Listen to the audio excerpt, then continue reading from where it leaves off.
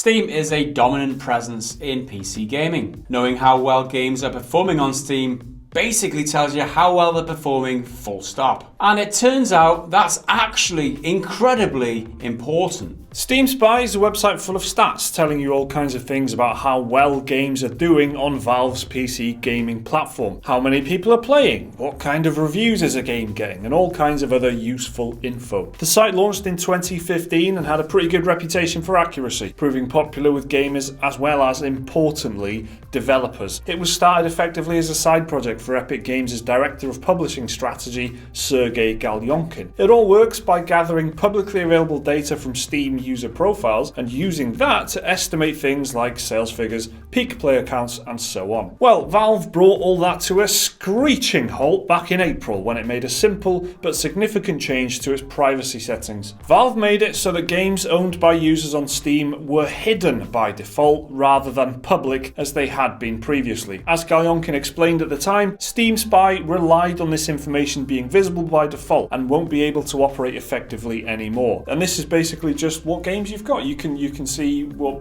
players' libraries were, or you could. So if you found a user, you could just jump in to see what games they'd been playing, and you could even see how long they'd played them for and stuff like that. And that was all publicly available information that is just, as of April, no longer visible by default. You have to switch it so that stuff is public, which most people aren't going to bother with. That change almost shut Steam Spy down, since without the data, it has nothing to base its estimates on. It was something Galyonkin said at the time he actually saw coming, and it was something he said restored the imbalance which allowed those with access to data and metrics to abuse their power over those who do not. Big publishers and developers with the clout and the wallets to get hold of data that Steam Spy gave out for free would suddenly be at an advantage. The site is still up and running, albeit with highly diminished levels of accuracy and the constant fear of being shut down by Valve. Speaking to a room full of industry people at the White Knights 18 conference back in June, Valve's business development head Jan-Peter Ewert revealed that Valve itself is now working on, quote, something better than Steam Spy.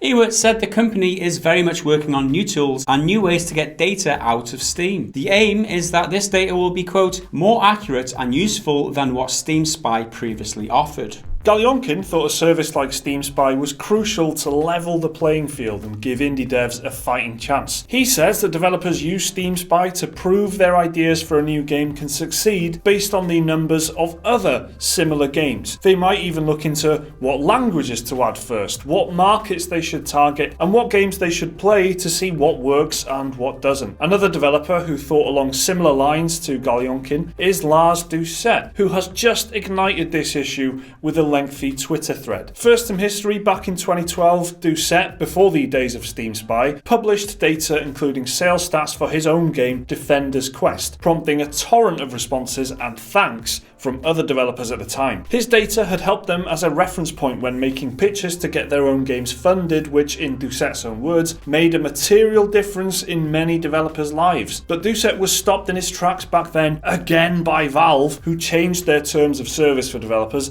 banning them from publishing exact figures of their own games. Why? Because those numbers could be combined with a game's chart position to discover the sales numbers for other games that had not been disclosed by their developers. So when Doucette took to Twitter about this recently, he asked developers whether or not they'd ever used Steam Spy or data from another developer to pitch their game and get it funded. He was met with an absolute torrent of responses, almost all of which were success stories. Stories like Renane, a game part funded by Kickstarter and the rest from a grant, which the devs needed to apply for using numbers they only found through Steam Spy. Here's what the developer Maged Hamdi told gamesindustry.biz, quote, "We did get funded, but it's safe to say without any sort of figures, which are extremely hard to find for indies without Steam Spy, we'd have failed to get any real funding, and Renane would not have been a thing. I cannot overstate how important Steam Spy is. Indies need to band together and try to get Valve to stop trying to keep us in the dark. It's not perfect analysis, but the other option is absolutely nothing." Another studio, Kitsune Games, used Steam Spy sourced numbers to apply for a visa and move from the the Netherlands to the US. Now this is really the heart of what we're talking about here. This is Doucette, who's just this developer, I guess, who back in 2012 shared information about his game, and then other developers used that information, the stats and the data about sales figures and stuff, which was very precise because it was his own game, so obviously he knew. And they used those figures to get their own games made by applying for grants and get moving studios, like we've just told you there. There's just so many stories that are all success stories of people who are basically saying, you know, if they either used his numbers or they used numbers from other people, or they looked at like Steam Spy data, importantly, and use it to get grants, to get funding for their projects, to help set up studios, hire staff, basically to get indie games made.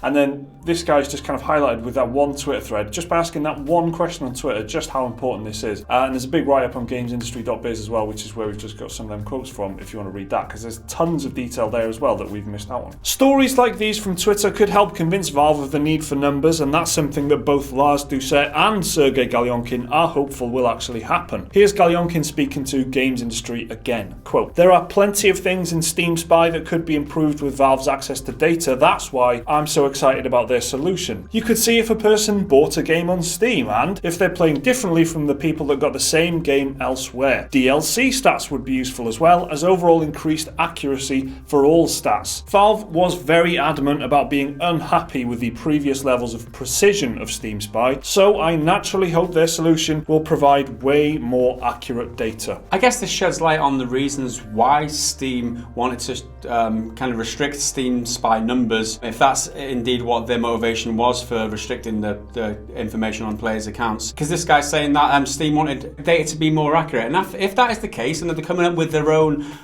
solution for that, it should all turn out for the best in the long run, because the data that these developers are using in order to pitch their games to funders or whatever will be more accurate, and it'll allow them to make better decisions. The only problem is we don't know when it's coming, we don't know what kind of thing it's going to be, and Valve, as is their, you know, the way they do things, they're just not really talking about it much. So we're left with good guesses from Sergey Galyonkin and just what has been said at this conference recently by a senior member of Valve kind of staff. That's all we've got to go on. So maybe there will be data, or maybe there will be like useful stats and more accurate statistics in the future at some point. We just don't know when that's going to be. And for now, Steam Spats.